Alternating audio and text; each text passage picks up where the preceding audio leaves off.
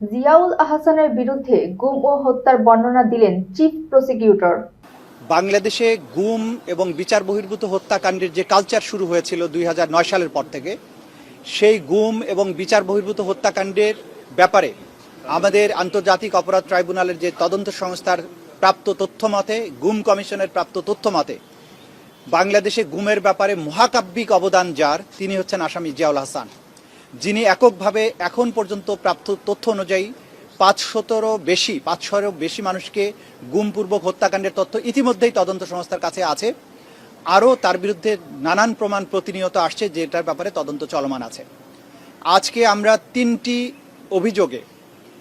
অভিযোগে তার বিরুদ্ধে ফর্মাল চার্জ দাখিল করেছি। এই তিনটি অভিযোগের মধ্যে 100-এরও বেশি মানুষকে গুমপূর্বক হত্যা করা এবং তাদের হত্যা করার পর তাদের লাশকে পেট ফেরে নাড়ি ভুড়ি বের করে দিয়ে সেগুলোর সাথে সিমেন্টের ব্লক, সিমেন্টের বস্তা বেঁধে কখনো বরগুনা থেকে বলেশ্বর নদীতে সুন্দরবনে, কখনো শীতলক্ষায়, কখনো বুড়িগঙ্গায় এবং কখনো রাস্তার ধারে ব্রিজের থেকে ফেলে দেওয়ার অভিযোগগুলো সেগুলো আমরা আজকে দাখিল করেছি।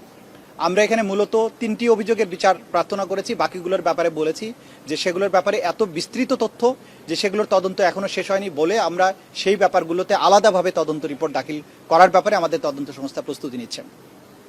প্রথম চার্জটা হচ্ছে গাজীপুর থেকে র্যাব অফিস থেকে 5 জন ব্যক্তিকে তুলে নিয়ে গিয়ে তাদেরকে র্যাব অফিস থেকে টঙ্গীর দিকে যাত্রা করে রাতের বেলায়, তারপর টঙ্গীর থেকে ডান দিকে একটা রাস্তা আছে, সেই রাস্তায় গিয়ে বিভিন্ন জায়গায় থেমে রাতের আধারে থেমে যেখানে একটা নদী বা খাল পাওয়া গেছে সেখানে থেমে একজন করে ভিকটিমকে চোখ হাত পা বেঁধে নামিয়ে তাদের মাথায় গুলি করে তাদের লাশকে ড্রেনের মধ্যে বা নদীতে ফেলে দিয়ে আসা হতো। এইভাবে তারা হত্যা করতে করতে ভৈরব ব্রিজ পর্যন্ত গিয়েছে এবং তারপরে রাত শেষ হলে আবার ঢাকায় ফেরত এসেছে।